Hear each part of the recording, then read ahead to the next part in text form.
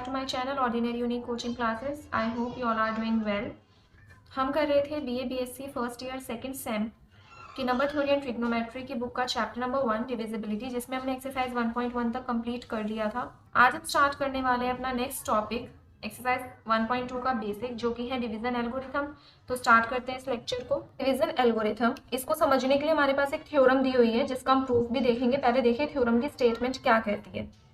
For any two integers a and b where b is greater than 0, there exist unique numbers q and r. आपके पास कोई भी दो integers हैं a and b, और जहाँ पे b आपका ग्रेटर देन 0 है, तो वहाँ पे दो यूनिक नंबर्स, यूनिक मतलब क्या होता है, जो बिल्कुल भी सेम ना हो, डिफरेंट हो हर किसी से। तो वहाँ पे दो यूनिक नंबर्स आपके एग्जिस्ट करेंगे q एंड r। q को हम कहेंगे क्वेशेंट और r को हम कहेंगे रिमाइंडर, और इस फॉर्म में कि वो इस कंडीशन को सेटिस्फाई करे, a is equals to B Q plus r। और जहाँ पे r जो होगा आपका, या तो वो 0 के इक्वल हो सकता है या 0 से बड़ा हो सकता है और b से छोटा हो सकता है। ये कंडीशन आपकी किसके लिए दी गई है, r के लिए। ठीक है, तो जैसे कि डिवीजन एल्गोरिथम आप पहले भी यूज करते थे, ठीक है, पढ़ते थे ना हम, dividend is equals to divisor into quotient plus remainder, वही तो है ये। a क्या है आपका डिविडेंड, जिसको हम डिवाइड करते हैं, b है आपका डिवाइजर जिससे डिवाइड करते हैं, q आपका जो क्वेश्चन आता है वो, और r होता है आपका रिमाइंडर। तो इसे हम क्या बोलते हैं, डिवीजन एल्गोरिथम। ठीक है, तो स्टार्ट करते हैं इसका प्रूफ। इसको हम प्रूफ भी करेंगे। यहाँ पे b क्या है आपका डिवाइजर, ठीक है, b जैसा कि मैंने बताया b है आपका डिवाइजर। तो यहाँ पे आपको कुछ मल्टीपल्स लेने पड़ेंगे, ठीक है, b के, क्योंकि यही डिवाइजर है ना आपका, इसी के ही मल्टीपल्स बनेंगे जो भी बनेंगे। तो सबसे पहले हम क्या कंसिडर कर लेते हैं, यहाँ पे क्या लेट कर देते हैं, consider the set of multiples, मतलब जो भी हम मल्टीपल्स लेंगे बी के, उनका सेट ले लो यहाँ पे, मल्टीपल्स ऑफ बी। ठीक है, तो वो क्या क्या हो जाएंगे, पहला तो 0 ही हो जाएगा, ठीक है, 0 सभी का मल्टीपल होता है। उसके बाद बी, और बी भी कैसा, प्लस वाला भी और माइनस भी। ठीक है, हमने एक्सरसाइज 1.1 के बेसिक में पढ़ा था कि पॉजिटिव और नेगेटिव दोनों होते हैं। इसी तरीके से आप यहाँ पे ले लो plus minus 2b plus minus 3b, अब एंड सो ऑन ले सकते हैं ना इस तरीके से। अब यहाँ पे आपके, ये तो आपने क्या कर लिया, सेट ऑफ मल्टीपल्स ले लिया। अब यहाँ पे आपकी दो पॉसिबिलिटीज बनती हैं। पहली, या तो ए बी का मल्टीपल हो या ए बी का मल्टीपल ना हो, मतलब दो केस बनते हैं आपके यहाँ पे। केस वन क्या है, A is a multiple of B.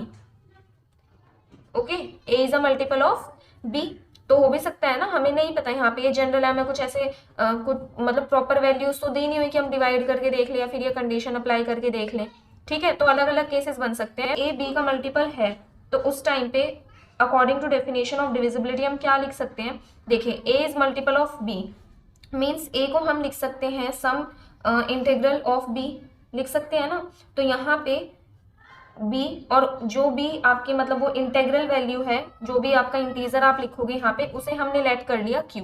ठीक है, और जहाँ पे q है आपका कोई भी इंटीजर। ओके, तो ये आपने डेफिनेशन ऑफ डिविजिबिलिटी का यूज करके ये कंडीशन लिख ली। क्लियर। अब यहाँ पे इस फॉर्म को हम कैसे लिख सकते हैं, a is equals to B Q plus R, लिख सकते हैं ना ऐसे। अब यहाँ पे तो आपको हो गया r था नहीं, तो यहाँ पे आप एक कंडीशन बता दो, where r is equals to 0, क्योंकि प्रूव तो हमें ये कंडीशन करनी है ना, इस कंडीशन में हमें लेके आना है। अब a is equals to B Q तो आपका आ गया यहाँ पे, ठीक है, प्लस r करके, मतलब ये आपने कंडीशन यहाँ पे शो कर दी। अब बता दो कि r 0 के इक्वल है, तो कोई इफेक्ट नहीं पड़ेगा यहाँ पे। ठीक है, वही सेम बात यहाँ पे भी रहेगी। तो ये तो हो गया आपका केस फर्स्ट, जो कि बहुत सिंपल था। अब हम आते हैं केस सेकंड पर। केस सेकंड में क्या दिया हुआ है आपको, अगर a b का मल्टीपल ना हो, a is not a multiple of b। Okay, a is not a multiple of b। अब देखो, जब a b का मल्टीपल नहीं होगा तो क्या होगा, दैट मीन्स a b का मल्टीपल नहीं है, मतलब a b को पूरी तरीके से डिवाइड नहीं कर रहा है। तो हम b के मल्टीपल्स ले लेते हैं, ठीक, फिर उसके अकॉर्डिंग हम देखेंगे कि a कहाँ पर लाई करता है। ठीक है, तो लेट्स से हम यहाँ पे b के मल्टीपल्स ले लेते हैं। a का हमने ले लिया बी क्यू, ठीक है, और मल्टीपल्स हमें कैसे लेने हैं, कंसेक्यूटिव मल्टीपल्स। तो अगर पहला मल्टीपल बी क्यू है तो दूसरा हम क्या ले लेंगे, b, और q के बाद क्या आता है, q प्लस 1। क्लियर। आइए दोनों कंडीशन आपको समझ में, यहाँ पे हमने b के दो कंसेक्यूटिव मल्टीपल्स लेने हैं। ठीक है, पहला है बी क्यू और दूसरा है बी क्यू प्लस 1, जहाँ पे q इंटीजर है। ठीक है, तो अब a जो है वो b का प्रॉपर मल्टीपल नहीं है, तो क्या होगा, a इसके जो भी दो ये मल्टीपल्स है ना, इनके बीच में लाई करेगा। इसके लिए हम एक एग्जाम्पल लेते हैं। फॉर एग्जाम्पल, आपने यहाँ पे ये जस्ट एग्जाम्पल है, यहाँ पे समझते हैं। आपने यहाँ पे ए ले लिया 17 जो कि हमारा डिविडेंड होता है, ठीक है। बी ले लिया आपने यहाँ पे 2 जो कि हमारा डिवाइजर होता है। तो डिवीजन एल्गोरिथम के अकॉर्डिंग आपको यहाँ पे ये तो पता ही होगा कि ये दोनों आपस में जो है, मतलब अगर हम बोले तो यहाँ पे ए बी का मल्टीपल नहीं है, ठीक है, क्योंकि जब हम इसको डिवाइड करेंगे तो देखो dividend is equals to divisor into quotient. तो क्वेशंट यहाँ पे क्या आएगा 2 8, 2 8 इज 16 एंड प्लस में रिमाइंडर क्या बचेगा आपका 1। तो डिवीजन एल्गोरिथम के अकॉर्डिंग हम ऐसे लिख सकते हैं, ठीक है। तो यहाँ पे क्या ए बी का प्रॉपर मल्टीपल है? नहीं है, तभी तो रिमाइंडर बचा है। प्रॉपर मल्टीपल होता तो रिमाइंडर 0 होता, जैसे कि हमारा केस 1 में आया था, यहाँ पे रिमाइंडर 0, ठीक है। तो अब यहाँ पे देखो मैं कोई भी हमारा जो b है 2, उसके मैं अगर 2 कंसेक्यूटिव मल्टीपल्स ले लेती हूँ, जैसे 2 8 इज 16 एंड 2 9 इज 18, ये 2 कंसेक्यूटिव मल्टीपल्स मैंने ले लिए यहाँ पे, ठीक है। तो जो आपका a है 17 वो इन दोनों के बीच में लाई कर रहा है। आपको बस ये चीज समझनी है इस केस 2 को करने के लिए, ठीक है, कि अब यहाँ पे a तो आपका प्रॉपर मल्टीपल नहीं है b का, ठीक है। तो b के आपने 2 कंसेक्यूटिव मल्टीपल्स ले लिए यहाँ पे 16 एंड 18, तो a आपका उनके बीच में लाई करेगा। सेम यहाँ पे इस केस में आपने b के 2 कंसेक्यूटिव मल्टीपल्स ले लिए b क्यू और b क्यू प्लस 1, तो a क्या करेगा इनके बीच में लाई करेगा। दैट मीन्स इससे तो a क्या होगा ग्रेटर होगा और इस मल्टीपल से a क्या होगा लेस होगा। क्लियर, ये बात बहुत इंपॉर्टेंट है, ठीक है। केस 2 में आपको पहले यही चीज मेन समझनी है। क्लियर, अब हम इसको थोड़ा सॉल्व कर लेते हैं। देखो B Q is greater than A and less than, अब इसको b को मल्टीप्लाई कर लो तो क्या हो जाएगा यहाँ पे बी क्यू प्लस बी हो जाएगा, ठीक है। अब हम क्या करेंगे इस पूरे में बी क्यू से सब्ट्रैक्ट कर देंगे, ठीक है। तो जब आप देखो बी क्यू से सब और कर क्यों रहे हैं ताकि सिंप्लीफाई हो सके, देखो यहाँ पे भी बी क्यू है, यहाँ पे भी बी क्यू है, ठीक है। अब बी क्यू से आप सब्ट्रैक्ट करो तो B Q minus B Q इधर हो जाएगा 0, ठीक है। यहाँ पे लिख देंगे subtracting B Q throughout, ठीक है। तो यहाँ पे 0 हो जाएगा, less than a minus B Q and यहाँ पे बी क्यू प्लस बी है और इसमें से माइनस बी क्यू करोगे तो ओनली आपका b बचेगा। क्लियर, तो आपके पास यहाँ पे ये आ गया। तो देखिए यहाँ पे एक बार इसको दोबारा से समझिए, शूट नहीं हो पाया था ये पार्ट। तो हमने यहाँ पे क्या किया था a और b, ठीक है। a आपने ले लिया 17, b आपने ले लिया यहाँ पे 2। क्लियर, अब डिवीजन एल्गोरिथम के according dividend is equals to divisor into question plus remainder. तो डिविडेंड है आपका यहाँ पे 17 is equals to divisor is 2। तो जब आप इसको डिवाइड करेंगे तो क्या आएगा क्वेश्चन 8 प्लस में रिमाइंडर आपके पास 1 आएगा। तो अब यहाँ से आप देखो जो अब ऑब्वियसली इतना तो हमें पता है कि a is not a multiple of b, हमें क्लियर दिख रहा है, क्योंकि अगर a b का मल्टीपल होता तो रिमाइंडर आपका क्या आता 0 आता, ठीक है। पर यहाँ पे a b का मल्टीपल नहीं है, इसलिए आपका रिमाइंडर की कोई ना कोई वैल्यू आई है और यहाँ पे 1 आई है। तो हम क्या कर लेते हैं b के 2 कंसेक्यूटिव मल्टीपल्स ले लेते हैं, ठीक है। b आपका 2 है, 2 के कोई भी 2 कंसेक्यूटिव मल्टीपल्स आपने लिए 16 और 18। तो आप क्या देख रहे हैं कि a उनके बीच में लाई कर रहा है, ठीक है। और मतलब ऐसे आप कोई भी नहीं ले सकते कि कोई भी ले लो, अगर आप b के कंसेक्यूटिव मल्टीपल्स लोगे तो a उनके बीच में लाई करेगा। वही सेम कंडीशन हमें यहाँ पे अप्लाई करनी है। आपने यहाँ पे b के 2 कंसेक्यूटिव मल्टीपल्स लिए B Q and B Q plus 1, तो a इनके बीच में लाई करेगा। क्लियर, अब इसको थोड़ा सा सॉल्व करा हमने, B Q less than a greater than B Q, B को आप क्यू प्लस 1 से मल्टीप्लाई करेंगे तो क्या आएगा B Q plus B. Clear, अब थ्रू आउट हम क्या कर देंगे बी क्यू को सब्ट्रैक्ट कर देंगे, तो B Q minus B Q is 0, a minus B Q and B Q plus B and then minus B Q. यहाँ पे अगर माइनस बी क्यू करेंगे तो इससे ये कैंसिल होके क्या आ जाएगा ओनली b आ जाएगा। ओके, अब यहाँ पे हमें पता है कि a is equal to B Q plus R, case 1 से हम इस वैल्यू को यूज कर सकते हैं। तो a की जगह आप पुट करेंगे बी क्यू प्लस आर, तो 0 यहाँ पे a के प्लेस पे आप पुट करो बी क्यू प्लस आर और माइनस बी क्यू, तो बी क्यू से बी क्यू कैंसिल एंड यहाँ पे आपका जो b है वो एज इट इज रहेगा। तो यहाँ से हमारे पास क्या इक्वेशन आती है 0 आर बी, ठीक है, ये आ गया आपके पास। अब एक केस तो आपका बनता है ये वाला, ठीक है, एक केस ये है और एक ही है। अब आप इन दोनों को जब जोड़ेंगे कंबाइन करेंगे 0b दोनों सेम है, दैट मीन्स क्या होगा आपके ये दोनों भी क्या होंगे इक्वल होंगे। देखो 0 is equals to 0, b is equals to b, that means a minus B Q is equals to r। और ये कब आएगा जब हम इन दोनों केसेस को क्या करेंगे कंबाइन करेंगे। तो a minus B Q is equals to r, तो b क्यू को आप राइट हैंड साइड में ले जाएंगे तो a is equals to B Q plus r, ठीक है। और यहाँ पे जो r है आपका उसकी क्या कंडीशन है, वेर r क्या होगा 0 से, वेर r क्या होगा 0 से बड़ा होगा या फिर उसके इक्वल होगा और b से लेस होगा। तब यही तो हमें प्रूव करना था ना यहाँ पे division algorithm, where r is greater than equals to 0 and less than b। ठीक है, तो ये प्रूव होता है आपका यहाँ पे डिवीजन एल्गोरिथम। अब यहाँ पे ठीक है, प्रूफ तो हो गया आपका। अब हम यहाँ पे इसकी यूनिकनेस दिखाएंगे कि Q और R जो होंगे वो यूनिक होंगे। ऐसा नहीं है कि एक वैल्यू, एक सेट हो गया आपका QR का, अनदर सेट सेम उन्हीं AB इंटीजर्स के लिए, ऐसा नहीं होगा। यूनिक होंगे, मतलब अगर आपके पास AB इंटीजर्स हैं तो उनका सिर्फ एक, उनके Q और R मतलब क्वेश्चन और रिमाइंडर की एक यूनिक वैल्यू होगी जो कि किसी और के साथ मैच नहीं करेगी। ठीक है, तो अब हम दिखाएंगे इसकी क्या यूनिकनेस। ओके, तो यूनिकनेस में देखिए सबसे पहले, अब यूनिकनेस दिखानी है आपको तो आपको दो सेट लेने पड़ेंगे। अब यहाँ पे देखिए Q और R ये तो आपके पास ऑलरेडी है। अब यहाँ पे आप दो दूसरे इंटीजर्स लेंगे Q1 एंड R1।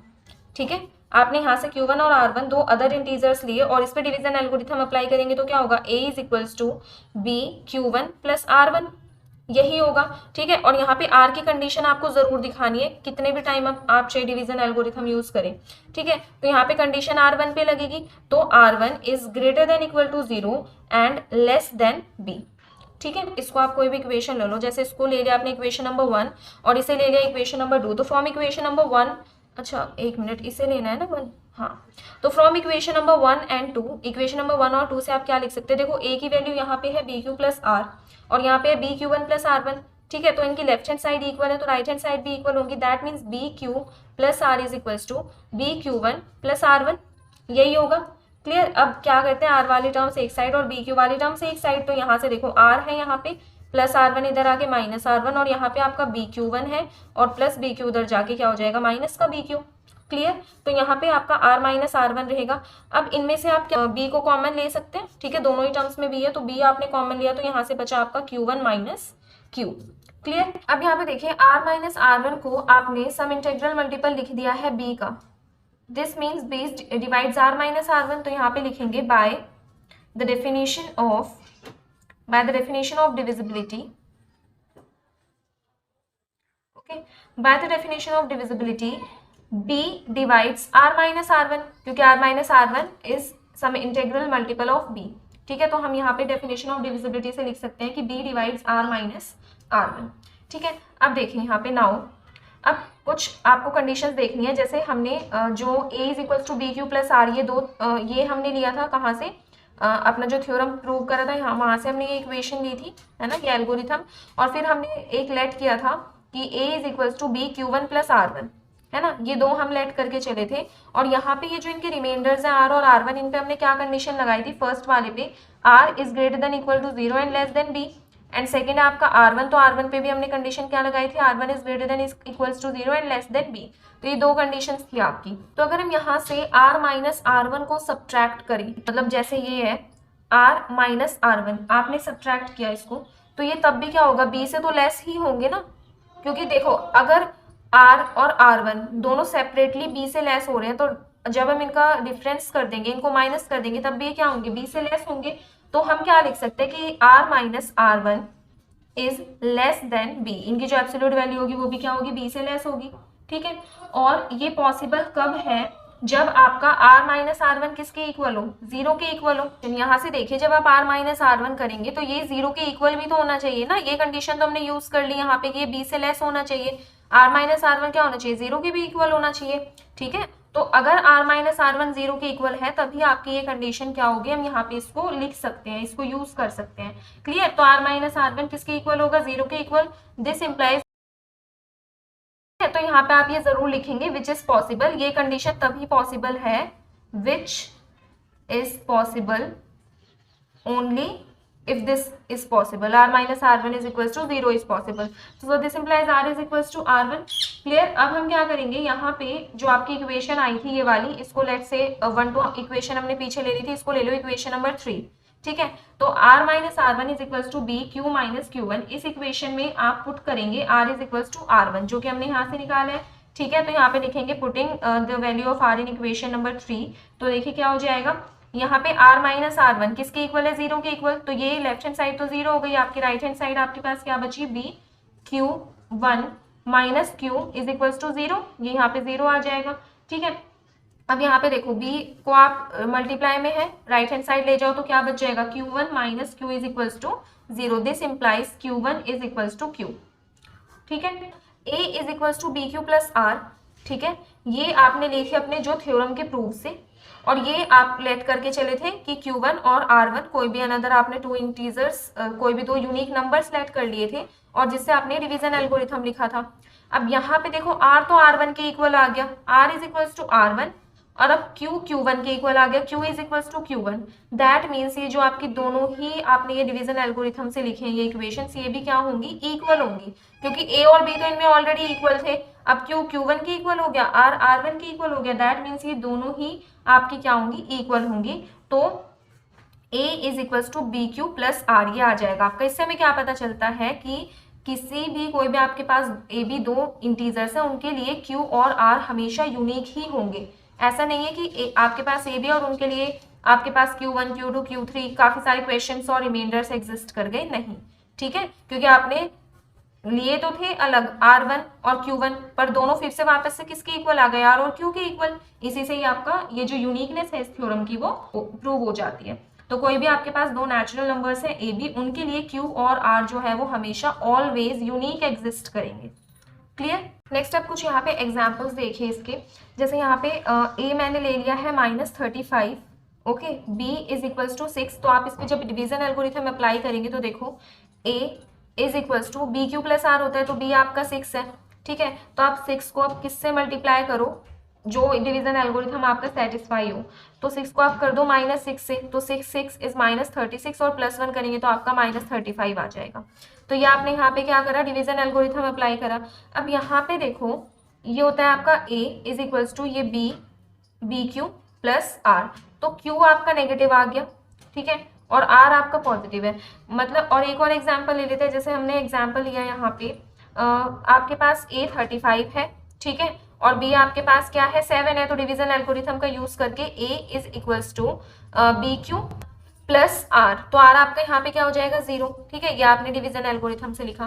तो आप कितने भी एग्जाम्पल ले लो, चाहे नेगेटिव बी नेगेटिव पॉजिटिव कुछ भी करके ले लो, ठीक है, किसी भी टाइप के आप इंटीजर्स ले लो, वहां पे Q तो आपका नेगेटिव हो सकता है, ठीक है, Q जो भी क्वेश्चन है वो तो नेगेटिव हो सकता है, लेकिन एक बात ध्यान रखना, रिमाइंडर हमेशा आपका ग्रेटर देन इक्वल टू 0 होगा, रिमाइंडर कभी भी नेगेटिव नहीं होगा, ठीक है।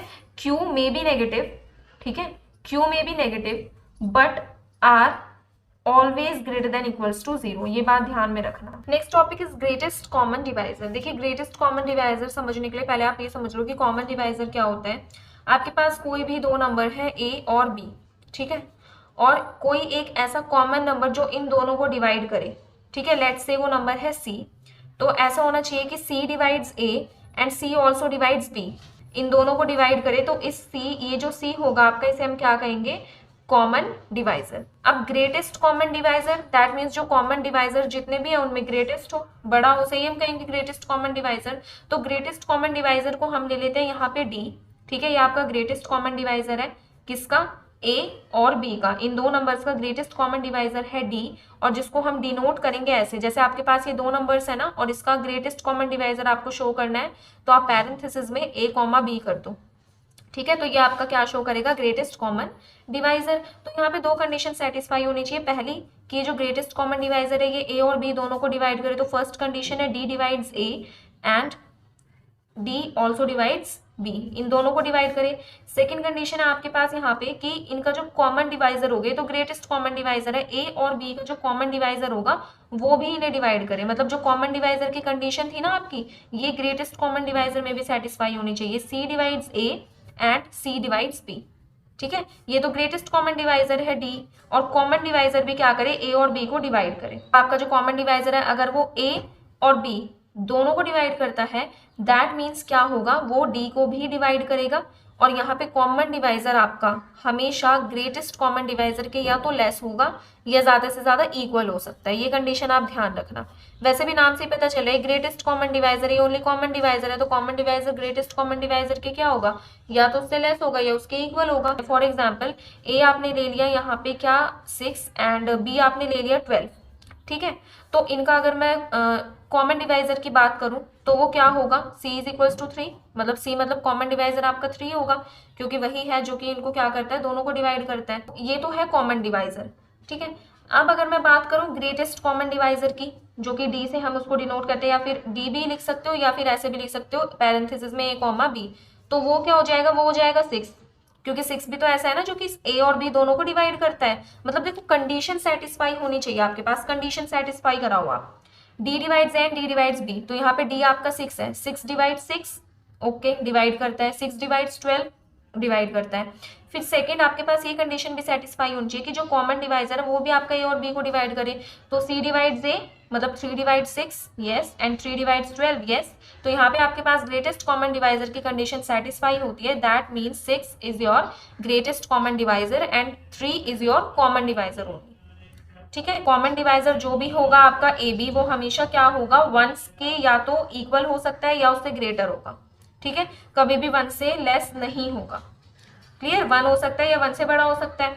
अब आप ग्रेटेस्ट कॉमन डिवाइजर या तो ए बी का निकाल लो या फिर बी ए का निकाल लो, वो हमेशा इक्वल आएगा। ठीक है, और अगर ए बी को डिवाइड करता है और ए कोई भी आपका क्या है, पॉजिटिव इंटीजर है, मतलब नेगेटिव नहीं होना चाहिए, पॉजिटिव इंटीजर है, तो हमेशा जब आप उसका ग्रेटेस्ट कॉमन डिवाइजर निकालोगे वो ए के इक्वल आएगा।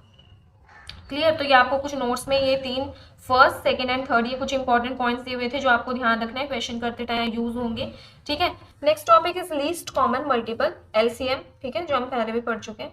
तो एलसीएम में भी देखिए जैसे आपका ग्रेटेस्ट कॉमन डिवाइजर था वैसे यहाँ पे भी कुछ कंडीशन सेटिस्फाई होंगी और जो भी नंबर उन कंडीशन को सेटिस्फाई करेगा वो हो जाएगा आपका लीस्ट कॉमन मल्टीपल। क्लियर, तो कोई भी नंबर आप ले लो m, इसे हम लीस्ट कॉमन मल्टीपल कब कहेंगे, ए और बी का। ठीक है, ए बी आपके पास यहाँ पे क्या है, कोई भी दो नंबर्स हैं और आपने एक अनदर नंबर ले लिया है यहाँ पे m, और इस m को हम ए बी का कॉमन मल्टीपल कब कहेंगे, इफ पहली कंडीशन है जब a और b दोनों क्या करें, m को डिवाइड करें। If a divides m and b also divides m, ए भी एम को डिवाइड करे बी भी एम को डिवाइड करे, तो एम क्या होगा, मतलब एम क्या होना चाहिए, कॉमन मल्टीपल होना चाहिए ए और बी दोनों का। दैट मीन्स कॉमन मल्टीपल का मतलब ए और बी दोनों ही एम को डिवाइड करेंगे। सेकंड कंडीशन यहाँ पे है आपकी जो हमने पढ़ा था कॉमन डिवाइजर।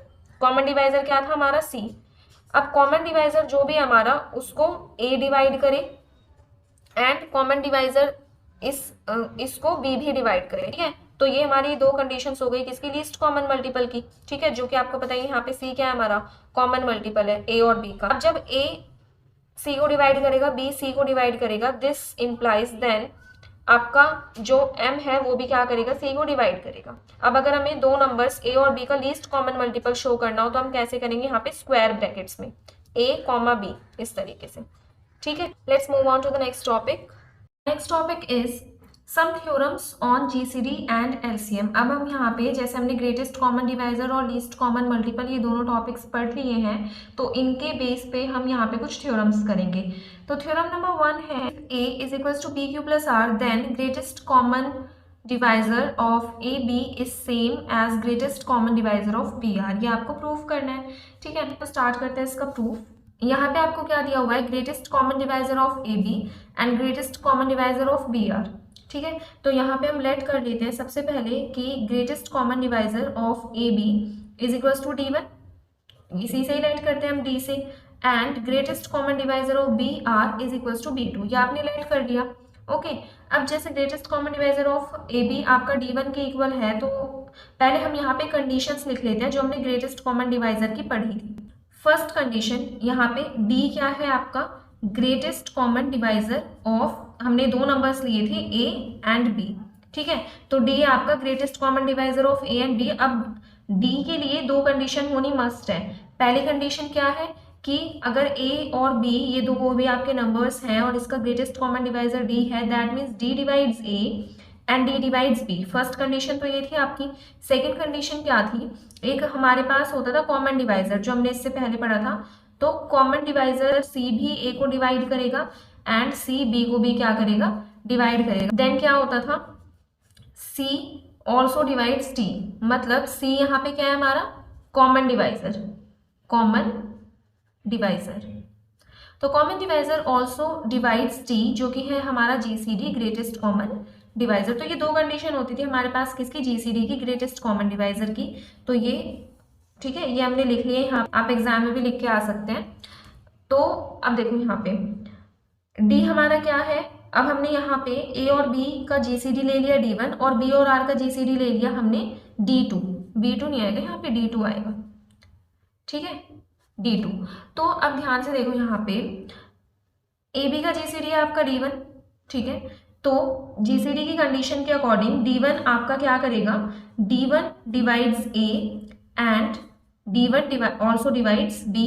अब इनको तो डिवाइड, अब देखो D1 जो है वो A को भी डिवाइड कर रहा है और D1 B को भी डिवाइड कर रहा है। तो हमने थ्योरम नंबर 5 जो किया था हमने एक्सरसाइज 1.1 के बेसिक में, उसमें एक थ्योरम नंबर 5 था। उसमें हमने क्या पढ़ा था, कुछ इस टाइप से था समथिंग कि if A divides B and A divides C, हाँ A जो है वो B को भी डिवाइड कर रहा है और C को भी डिवाइड कर रहा है, तो देन A जो है इन B और C का जो लीनियर कॉम्बिनेशन होगा, लीनियर कॉम्बिनेशन क्या हो जाएगा इसका, BX प्लस CY। तो A अगर B को डिवाइड कर रहा है एंड C को डिवाइड कर रहा है तो A जो है इन दोनों के लीनियर कॉम्बिनेशन को भी डिवाइड करेगा। ये हमारा थ्योरम नंबर 5 था, एक्सरसाइज 1.1 के बेसिक में हमने पढ़ा था। तो यहाँ पे हम वही थ्योरम यूज करेंगे, if D1 divides A and D1 divides B then D1 also divides the linear combination of A and B, ठीक है। तो यहाँ पे D1 किसे डिवाइड करेगा, A और B के लीनियर कॉम्बिनेशन को, और A और B का लीनियर कॉम्बिनेशन क्या हो जाएगा, जैसे यहाँ पे A is equals to B Q plus R है, यहाँ से निकालो किसका, A और B का। तो यहाँ पे आप बी क्यू को लेफ्ट हैंड साइड में ले जाओ तो A minus B Q something ऐसे, तो A माइनस बी क्यू। ये आपने यहाँ पे क्या अप्लाई किया है, थ्योरम नंबर 5, क्लियर। अब देखो D1 divides A minus B Q किसके इक्वल है, R के इक्वल, यहीं से ही है ना, A माइनस बी क्यू उधर लेके जाओगे तो ये R के इक्वल आ जाएगा। ये आपने यहाँ पे प्रूव कर लिया है एक कंडीशन लेके जो आपको दिया हुआ था, GCD of AB is equals to D1। तो इतना आपने सॉल्व किया फर्स्ट का यूज करके। अब हमें इसी को ही किसके साथ रिलेट करना है, GCD ऑफ BR के साथ, तभी तो आप इन दोनों को इक्वल प्रूव कर पाएंगे, क्योंकि रिलेट तो हमें करना है किसी ना किसी तरीके से, ठीक है। तो हम B और R जो है इनको हम रिलेट करेंगे, इनके GCD को रिलेट करेंगे। तो यहाँ से D1 डिवाइड्स R, ओके, और क्या था D1 डिवाइड्स B, ओके। तो यहाँ पे D1 R को भी डिवाइड कर रहा है and D1 also divides B, ठीक है। ये हमने यहीं से दो लिख लिए, क्लियर। तो दैट मीन्स D1 क्या है, R और B का कॉमन डिवाइजर है। ये दोनों कंडीशन आपके पास क्या इंप्लाई करती हैं कि D1 is common divisor of R and B, ठीक है। अब R और B इसका GCD हमने क्या लिया था यहाँ पे, D2, क्लियर। और इनका जो कॉमन डिवाइजर है D1, तो GCD की सेकंड कंडीशन आप यहाँ पे अप्लाई करेंगे। देखिए C divides E and C divides A and C divides B then C divides D। तो यहाँ पे C मतलब कॉमन डिवाइजर है ना, और D मतलब क्या है, GCD। तो यहाँ पे D1 divides R and D1 divides B, तो D1 क्या हो गया, कॉमन डिवाइजर हो गया R और B का। तो जब आपके पास ये कंडीशन सेटिस्फाई हो जाती है देन C डिवाइड्स D का मतलब क्या है कि common divisor divides greatest common divisor. तो यहाँ पे कॉमन डिवाइजर क्या है आपका, D1, अभी हमने यहाँ पे शो किया है, और ग्रेटेस्ट कॉमन डिवाइजर क्या है, D2। तो common divisor greatest common divisor को डिवाइड करेगा, ठीक है। ये कंडीशन आपके पास कहाँ से आई है, ये आपकी डेफिनेशन आपने यूज करी, GCD की कंडीशंस यूज करी है, ठीक है। सेम जैसे हमने ये प्रूव करा है उसी तरीके से हम प्रूव कर देंगे कि D2 डिवाइड्स D1। अभी हमने यहाँ पे D1 को लेके चले ना कॉमन डिवाइजर, नेक्स्ट में जब हम इसी तरीके से इसी प्रोसीजर से प्रूव करेंगे तो उस टाइम पे हम D2 को लेके चलेंगे कॉमन डिवाइजर और D1 को ग्रेटेस्ट कॉमन डिवाइजर। तो D2 common divisor divides greatest common divisor D1, ठीक है। तो अभी यहाँ पे इसको पूरा आपको सॉल्व करने की जरूरत नहीं है, यहाँ पे आप सिमिलरली लिख सकते हैं, सिमिलरली D2 डिवाइड्स D1। अब देखो D1 D2 को डिवाइड कर रहा है एंड D2 D1 को डिवाइड कर रहा है, दैट मीन्स D1 और D2 इक्वल नहीं होंगे, तभी तो वो एक दूसरे को डिवाइड कर रहे हैं ना। तो यहाँ से हमारा क्या प्रूव होता है, D1 is equals to D2। This implies that D1 क्या था आपका, greatest common divisor of AB is equals to D2 क्या था, greatest common divisor of BR। तो यही तो आपको प्रूव करना था, hence proved. Let's move on to the next theorem. Next theorem is theorem number 2। देखिए थ्योरम नंबर 2 में आपको क्या दिया गया है, if D is the greatest common divisor of A and B। यहाँ पे आपके पास A और B कोई भी पॉजिटिव इंटीजर्स हैं, 2 पॉजिटिव इंटीजर्स, और उनका जो ग्रेटेस्ट कॉमन डिवाइजर है वो क्या है, D। देन आपको प्रूव करना है कि there exist integers M and N। वहाँ पे 2 इंटीजर्स एग्जिस्ट करेंगे M एंड N, और सच दैट किस फॉर्म में एग्जिस्ट करेंगे, D, मतलब जो ग्रेटेस्ट कॉमन डिवाइजर है उसको हम कैसे लिख पाए, MA प्लस NB, ठीक है। And D is the least positive value of MA plus NB। तो स्टार्ट करते हैं इसका प्रूफ। तो इसके प्रूफ में सबसे पहले जो आपके पास यहाँ पे 2 आपको नंबर्स दिए गए हैं A एंड B ने हम लेट करेंगे। तो लेट करते हैं, लेट A एंड बी, ये दोनों के दोनों क्या है आपके पॉजिटिव इंटीजर्स। ठीक है, आपको लास्ट में यही प्रूव करना है ना कि d is equal to M A plus N B and d is the least positive value of M A plus N B, है ना। तो दैट मीन्स हमें a और b को क्या लेट करना पड़ेगा, पॉजिटिव इंटीजर्स, क्योंकि उसी फॉर्म में ही हमें प्रूव करना है। क्लियर। तो जैसे कि हमने डिवीजन एल्गोरिथम पढ़ा था, वहां से हम क्या लिख सकते हैं, जैसे मैं आपको एक एग्जाम्पल देती हूँ, उस एग्जाम्पल से आपको क्लियर होगा। मान लीजिए a है आपके पास और b है आपके पास, ठीक है, और 21 34, तो 21 1 इज 21। फिर हम यहाँ पे क्या करते हैं, ये आपका क्या है डिवीजर, ये है आपका डिविडेंड, ये क्वेश्चन प्लस रिमाइंडर, यहाँ पे क्या आएगा आपका 13। अब देखिए जो भी रिमाइंडर आया, ठीक है, आप उस रिमाइंडर से किसे डिवाइड करेंगे, जो भी आपका डिवाइजर था उसे। ऐसे ही होता है ना आपका डिवीजन एल्गोरिथम, जैसे अगर आप छोटी क्लासेस में बोलो, जैसे हम HCF कहते हैं, हाईएस्ट कॉमन फैक्टर, ठीक है, उसी से ही वही आप उसी से ही रिलेट करो डिवीजन एल्गोरिथम को। तो यहाँ पे 21 आ जाएगा, 13 1 अगेन 13। क्लियर। फिर हम सब्ट्रैक्ट करेंगे, आपका क्वेश्चन आ गया, रिमाइंडर क्या आएगा यहाँ पे 8। ठीक है, अब 8 जो रिमाइंडर है उससे हम किसे डिवाइड करेंगे, 13 को। फिर 8 1 is 8 and 13 minus 8 is 5 and then फिर 8 को, जो भी आपके पास यहाँ पे डिवाइजर है, 5 1 इज 5, आपके पास यहाँ बचेगा 3 से आप फिर किसे करेंगे 5 को, 3 1 इज 3, देन आपके पास बचेगा 2 से आप करेंगे 3 को, ठीक है, 2 1 इज 2। अब यहाँ पे आपके पास बचेगा 1 और 1 को जब आप 2 से करेंगे तो 1 2 इज 2। ठीक है, क्लियर। तो ये होता है आपका क्या, एक HCF है जिसको आप रिलेट कर सकते हैं ग्रेटेस्ट कॉमन डिवाइजर से। तो इसी का ही यूज करके आप क्या लिखेंगे, अब यहाँ पे हम अलग अलग इक्वेशंस लिखेंगे, क्योंकि ग्रेटेस्ट कॉमन डिवाइजर जरूरी नहीं है आपका एक इक्वेशन में, जैसे a is equals to B Q plus R इतने में ही सॉल्व हो जाए, नहीं, हमें काफी सारे स्टेप्स, जैसे यहाँ पे हमने कितने सारे स्टेप्स किए तब जाके हमारे पास आया यहाँ पे HCF। इसी तरीके से ग्रेटेस्ट कॉमन डिवाइजर भी जरूरी नहीं आपका एक स्टेप में सॉल्व हो, काफी सारे स्टेप्स में आपको सॉल्व करना पड़ता है। क्लियर। तो अब यहाँ पे देखिए हमने a और b पॉजिटिव इंटीजर्स दे रखे हैं। ओके, जब आप b को a से डिवाइड करते हो तो आपका, आप सपोज कीजिए कि रिमाइंडर क्वेश्चन आता है Q1 और रिमाइंडर आता है R1, और यहाँ पे साइड बाय साइड आपको रिमाइंडर की कंडीशन भी लिखते जाना है। कंडीशन पढ़ी थी ना हमने कि रिमाइंडर जो होता है, जैसे यहाँ पे रिमाइंडर क्या है आपका R1, ये क्या हो सकता है, greater than equals to 0 and less than b, मतलब जो भी आपका डिवाइजर है उससे लेस हो सकता है, और 0 के हमेशा क्या होगा, ग्रेटर या फिर इक्वल होगा। ये हमने कंडीशन पढ़ी थी। क्लियर। अब नेक्स्ट क्या होगा आपका b को अब हम करेंगे। ठीक है, अब और जनरलाइजेशन के लिए, जैसे ये तो आपको क्लियर हो ही गया होगा, एक जो मतलब एक मैं यहाँ पे लिखती हूँ इसी फॉर्म में, ठीक है, जिससे आपको ये जो इक्वेशंस लिखेंगे ना, इसमें प्रॉब्लम नहीं होगी बिल्कुल भी। लेट्स सपोज यहाँ पे ये है आपका, ठीक है, और यहाँ पे ना ये मिस्टेक करेक्ट कर लेना, ये आपका b है और ये आपका a है। ठीक है, तो अब यहाँ पे मैं लिखती हूँ, तो a डिवाइड हो रहा है किससे, b से। ठीक है, तभी तो हम लिखते हैं ना dividend is equal to divisor into question plus remainder, तो डिविडेंड आपका यहाँ पे होगा, डिवाइजर बाहर होगा।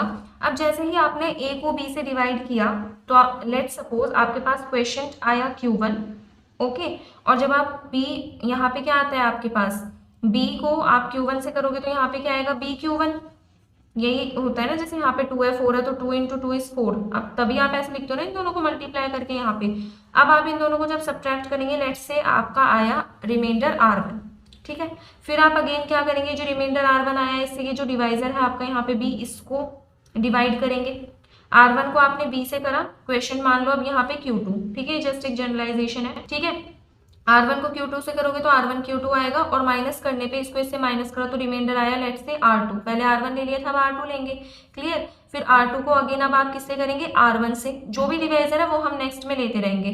R1 से आप करोगे तो क्वेश्चन मान लो आया यहाँ पे Q3, तो R2 Q3, ठीक है, R2 Q3 को जब आप इसमें से सब्ट्रैक्ट करोगे, मान लो रिमाइंडर आया R3, ठीक है, अब आप इस रिमाइंडर को करोगे R2 को, तो ऐसे करते करते प्रोसेस आपकी चलती रहेगी। अभी मैंने आपको इसलिए समझाया था कि हम जो इक्वेशंस लिखेंगे ना यहाँ पे, आपको कंफ्यूजन ना हो कि ये कहाँ से आया वो कहाँ से आया। अब देखो हम इक्वेशन स्टार्ट करते हैं। तो सबसे पहले हमने यहाँ पे दो नंबर्स लिए, एक हमने लिया डिविडेंड, एक हमने लिया डिवाइजर, ठीक है, और जब हमने इन दोनों को डिवाइड किया तो आपका क्वेश्चन आया Q1 और रिमाइंडर आया R1, तो हम क्या लिख सकते हैं, dividend is equals to divisor into quotient plus remainder, तो dividend is a is equals to b into Q1 plus R1। First लिख दिया आपने, सेकंड पे आ जाओ। अब सेकंड में हमने क्या करा, b हो गया, अब यहाँ पे डिविडेंड, तो b is equals to divisor क्या है आपका R1, तो यहाँ पे क्या आ जाएगा R1 into question is Q2 plus remainder is R2।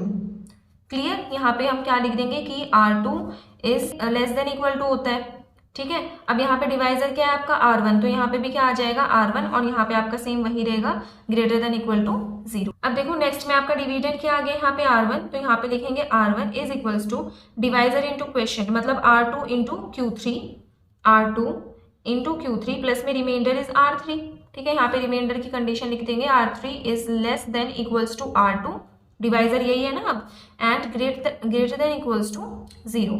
Clear. अब ऐसे ही नेक्स्ट में आपका डिवाइजर क्या हो गया, डिविडेंड क्या हो गया R2, तो R2 is equals to divisor which is R3 into question आपका यहाँ पे Q4 आएगा प्लस रिमाइंडर R4 आएगा। अब यहाँ पे रिमाइंडर पे कंडीशन लगा दो, remainder is less than equals to, अब यहाँ पे डिवाइजर आपका R3 and greater than equals to 0। तो आई ना आपको ये इक्वेशंस, आई थिंक इससे बहुत क्लैरिटी मिली होगी आपको कि किस तरीके से इक्वेशंस लिखनी है। ऐसे करते करते अप टू कहाँ तक जाएगा आपका, अब हम इसकी जनरलाइज फॉर्म लिखेंगे। तो ध्यान से देखना, ये आपके 4 स्टेप्स हैं, तो इन्हीं को ही जनरलाइज करके हम यहाँ पे जो भी आपकी एंडिंग फॉर्म्स होगी वो लिख लेंगे, ठीक है। तो देखो यहाँ पे लेट्स से आप ले लो Rn-2, ठीक है। तो यहाँ पे Rn-2 है, ओके। अब यहाँ पे देखो R2 था, तो R2 का हो गया R3, दैट मीन्स +1 हो गया। अब Rn-2 में आप +1 करोगे तो क्या बचेगा Rn-1, तो यहाँ पे क्या आ जाएगा Rn-1। क्वेश्चन आपका यहाँ पे क्या है Q4, दैट मीन्स जो भी यहाँ पे आपका R का सबस्क्रिप्ट है उसमें +2 हो रहा है, तो n-2 में आप +2 करो तो +2 से -2 कैंसिल, ओनली क्या बचेगा आपका n, ठीक है। तो क्वेश्चन जो हम लिखेंगे यहाँ पे वो लिख देंगे Qn, प्लस में यहाँ पे R कितना आएगा, R भी जो आपका Q है वही आपका R है, तो यहाँ पे Qn है तो Rn आ जाएगा, ठीक है। और हम Rn की कंडीशन क्या लिख देंगे यहाँ पे कि Rn is less then R⁻n-1, क्योंकि यही आपका क्या है यहाँ पे डिवाइजर है, and greater than equals to 0। Next इससे नेक्स्ट टर्म और आप लिखेंगे तो क्या हो जाएगा, देखो Rn-1, इसके बाद n-1 ही आएगी ना, बढ़ता जा रहा है, n-1 आएगी, तो यहाँ पे क्या हो जाएगा आपका एक प्लस हो जाएगा, तो यहाँ पे क्या आ जाएगा Rn और यहाँ पे Q आ जाएगा आपका यहाँ पे n+1 और R भी उतना ही आएगा n+1, ठीक है। और अब हम यहाँ पे Rn+1 के लिए क्या लिख देंगे, कंडीशन लिख देंगे कि Rn+1 is less than Rn, okay, and greater than equals to 0। एक और देख लो यहाँ पे, अब Rn-1 है, यहाँ पे क्या आ जाएगा Rn आ जाएगा, Rn इज इक्वल्स टू, अब यहाँ पे जो भी आपका डिवाइजर है उसमें क्या होता है 1 प्लस हो जाता है, तो Rn+1। क्लियर, क्वेश्चन है ये आ रहा है आपका, ठीक है। अब यहाँ पे जो क्वेश्चन है उसमें n+1, तो इसमें भी आप क्या कर दो +1 कर दो, तो n+2 हो जाएगा, प्लस रिमाइंडर क्या हो जाएगा आपका n+2, और यहाँ पे आप रिमाइंडर की यहाँ पे कंडीशन लिख दो कि Rn+2 is less then Rn+1, यही आपका यहाँ पे डिवाइजर है, and greater than equals to 0। अब तो ऐसे करते करते आपका चलता रहेगा, आपको ये जस्ट थोड़ी सी जनरलाइज्ड फॉर्म लिखनी थी, यहाँ पे आपने 3 लिख ली, इनफ है। क्लियर। अब देखते हैं आगे, यहाँ पे करेक्शन कर लीजिए, जो हमने ये लगाया था ना यहाँ पे साइन, तो यहाँ पे इक्वल नहीं आएगा, ठीक है, क्योंकि 0 से ग्रेटर देन इक्वल टू होता है और जो भी आपका डिवाइजर है उससे लेस देन होता है ओनली, तो यहाँ पे इक्वल टू नहीं आएगा, ये ध्यान रखना। ये हमने लगाया हुआ है ऑलमोस्ट, मैंने नहीं, यहाँ पे तो नहीं है, तो इन 3 में आप करेक्ट कर लेना। हमने ये सारी जो भी डिवीजन एल्गोरिथम का यूज़ करके ये सभी की सभी इक्वेशंस हमने निकाल ली थी। अब यहाँ पे आप एक चीज़ देखो, जो भी रिमाइंडर्स है उन पर ध्यान दो। अब यहाँ पे जो आपका ये रिमाइंडर होगा, जो भी first a is equals to bq1 plus R1 में था, ये रिमाइंडर जो है वो सेकंड रिमाइंडर से ग्रेटर होगा या फिर लेस होगा, ऑब्वियसली ग्रेटर होगा, ठीक है। इसी तरीके से R2 is greater then R3, R3 is greater then R4, ठीक है। तो यही हमें यहाँ पे लिखना है। देखो क्या हो जाएगा यहाँ पे, since R1 is greater then R2 is greater then R3 is greater then and so on, ऐसे चलता रहेगा, ठीक है। अब देखो, अब ऐसा तो नहीं है ना कि रिमाइंडर जो है वो आते ही रहेंगे, कोई ऐसा भी हमारे पास ऐसा भी नंबर नहीं है कि हम उसका डिवीजन एल्गोरिथम उस पर अप्लाई करते रहे और रिमाइंडर्स आते रहे। तो एक ना एक रिमाइंडर तो ऐसा आएगा जो कि क्या होगा, 0 होगा, और ये जो प्रोसेस है ये कुछ स्टेप्स के बाद क्या हो जाएगी, टर्मिनेट हो जाएगी, मतलब रुक जाएगी, क्योंकि रिमाइंडर 0 आने के बाद हमें कुछ नहीं करना। जैसे रिमाइंडर 0 आया, जैसे एचसीएफ में रिमाइंडर 0 आता है ना, हमें एचसीएफ मिल जाता है, ऐसे डिवीजन एल्गोरिथम में आपका रिमाइंडर 0 आया और प्रोसेस आपको स्टॉप करनी है। क्लियर? तो हम लेट कर लेते हैं, तो ये कंडीशन आप समझे ना, इसी के अकॉर्डिंग अब हम लेट करेंगे। तो हम लेट कर लेते कि आपका जो n+1th रिमाइंडर है वो क्या है, आपका 0 के इक्वल आया है। ठीक है, तो अब यहाँ से देखो, जैसे कि आपकी इक्वेशन थी, ये वाली जो इक्वेशन है ना आपकी Rn-1 वाली, तो Rn-1 is equal to Rn Qn+1 plus Rn+1। Rn+1 की जगह हम 0 पुट कर देंगे, तो देखिए क्या बचेगा यहाँ से, Rn-1 Rn, ठीक है, क्या बचेगा, Rn-1 इज इक्वल्स टू में Rn एंड Qn+1, और यहाँ पे प्लस Rn+1 था, उसकी जगह क्या पुट हो जाएगा यहाँ पे 0। अब देखो, अगर आप इसको, इस इक्वेशन को ध्यान से देखो तो यहाँ पे डेफिनेशन ऑफ डिविजिबिलिटी अप्लाई करो। डेफिनेशन ऑफ डिविजिबिलिटी से this implies that Rn divides Rn-1, क्योंकि हमने Rn-1 को सम इंटीग्रल मल्टीपल लिख दिया Rn का, तो that means Rn divides Rn-1। Clear है? अगर हम इनका जीसीडी निकालें Rn-1 का और Rn का, तो इनका जीसीडी क्या आएगा, Rn। ठीक है, क्योंकि कंडीशन यहाँ पे सेटिस्फाई हो रही है ना, Rn को भी डिवाइड कर रहा है और ऑब्वियसली Rn को तो वो डिवाइड करेगा ही। ठीक है, तो दोनों को डिवाइड कर रहा है, तो जीसीडी आपका क्या हो गया, यहाँ पे Rn हो गया। जो ग्रेटेस्ट कॉमन डिवाइजर है आपका इन टर्म्स का, इन दोनों का, वो क्या है, Rn। तो सेम इसी तरीके से आपका जो AB, मतलब स्टार्टिंग से जो आप लेके चल रहे हो AB, ठीक है, फिर आपने क्या लिया था यहाँ पे, जैसे AB था सबसे पहले, फिर BR1, देन R1 R2, यही है ना आपके डिविडेंड और डिवाइजर। तो इन सभी का greatest common divisor of AB, ठीक है, देन हमने लिया था BR1, तो greatest common divisor of BR1, then greatest common divisor of R1 R2। Clear? इन सभी के मतलब अप सॉन एंड सॉन जितने भी होंगे आपके, लास्ट टर्म क्या है आपकी Rn-1, मतलब लास्ट नहीं है पर फिर भी जनरलाइज करके तो ले रखे ना, तो Rn-1 Rn, इन सभी का जो ग्रेटेस्ट कॉमन डिवाइजर होगा वो क्या होगा, Rn। तो हम क्या लिख सकते हैं यहाँ से, GCD of A and B is Rn। तो देखो, थ्योरम नंबर 1 जो थी ना, उसको ध्यान से समझो कि उसमें दिया क्या हुआ है। क्लियर? तो आपको ये जो इक्वेशन मैंने लिखी है यहाँ पे, वो एकदम क्लैरिटी से समझ में आएगी कि ये इक्वेशन लिखी क्या है। तो थ्योरम नंबर 1 में हमने क्या प्रूव किया था कि, जैसे मैं यहाँ पे बताती हूँ आपको, A is equals to BQ plus R था आपके पास, ठीक है, और इसका यूज करके हमने प्रूव किया था कि greatest common divisor of AB is equals to greatest common divisor of BR, यही प्रूव किया था। तो अगर आप देखो इसमें AB आपके पास यहाँ पे कोई भी जो दो यूनिक नंबर्स लिए थे आपने वो थे। क्लियर? इसका GCD किसके इक्वल हो गया, BR के। अब B क्या था आपके पास, यहाँ पे डिवाइजर था, B डिवाइजर था और A डिविडेंड होता है, तो डिवाइजर, और यहाँ पे R आपके पास क्या है, रिमाइंडर। डिवाइजर और रिमाइंडर के जीसीडी के इक्वल हो गया आपका AB का जीसीडी। सेम अगर हम थ्योरम नंबर 1 अप्लाई करें, तो आपका जो AB का जीसीडी है BR1 का, क्योंकि हमें लेके क्या चलना है, पहले जो भी दो नंबर्स लिए ना, फिर उसके बाद क्या ले लो, उसका डिवाइजर, उसका रिमाइंडर। तो इसका डिवाइजर क्या है आपका B, और जब हमने डिवाइड किया तो रिमाइंडर क्या आया था R1। अब इसका डिवाइजर ले लो और इसका रिमाइंडर ले लो, तो इसका डिवाइजर क्या बन जाएगा, अब आपका R1, और जो रिमाइंडर आएगा वो आएगा आपका R2। नेक्स्ट स्टेप अगर आप इसी तरीके से लिखो, तो यहाँ पे डिवाइजर क्या है आपका R2, और रिमाइंडर जो आएगा इन दोनों को डिवाइड करके वो आप ले लो R3, ठीक है, एंड सो ऑन। तो इसीलिए इन सभी का जो जीसीडी है वो क्या ले लिया हमने, Rn, by using theorem number 1। Clear? तो प्रूव क्या करना है, प्रूव हमें करना है कि D is equals to MA plus NB, ये चीज आपको प्रूव करनी है। तो हमें A और B को ना MN से भी अब रिलेट करना पड़ेगा। ये तो हम अभी जनरलाइजेशन करके पूरा हमने GCD निकाल लिया, इक्वेशंस हमने कंप्लीट अपनी बना ली। अब हम क्या करेंगे, AB को थोड़ा MN से भी रिलेट करेंगे ताकि हमारा प्रूफ जो है वो इजिली हो सके। तो हम यहाँ पे ये पहले दो इक्वेशंस का यूज करेंगे, this is first and this is second, इन दोनों इक्वेशंस का यूज करेंगे। तो देखो A is equals to BQ1 plus R1, ये है आपके पास। तो इस इक्वेशन को आप किस फॉर्म में लिख सकते हो, क्या है फर्स्ट इक्वेशन आपके पास, A is equals to BQ1 plus R1, ठीक है, ये आपकी फर्स्ट इक्वेशन है। तो आप यहाँ से लिख सकते हो BQ1 को लेफ्ट हैंड साइड ले जाओ तो R1 किसके इक्वल हो जाएगा, A माइनस BQ1 के इक्वल, ठीक है। अब इसको M और N से रिलेट करने के लिए जस्ट हम ऐसा लिखते हैं, देखो A प्लस में अब क्या है आपका माइनस BQ1 लिखना है आपको, ठीक है, तो b आपने यहाँ पे लिख दिया -q1, ठीक है, तो आपने इस फॉर्म में लिख दिया। अब यहाँ पे आपका ये जो a है, a का कोफिशिएंट क्या है 1, उसको तो आप मान लो m1 और a आपका एज इट इज रहेगा, प्लस b का जो कोफिशिएंट है यहाँ पे -q1, उसको आप क्या मान लो यहाँ पे n1, b आपका एज इट इज रहेगा। ब्रैकेट में आप लिख दोगे कि m1 को आपने माना है 1 के इक्वल एंड n1 को आपने माना है किसके -q1 के इक्वल। क्लियर। ऐसे करके इक्वेशन नंबर 2 क्या है आपकी, देखो ये तो फर्स्ट इक्वेशन हो गई।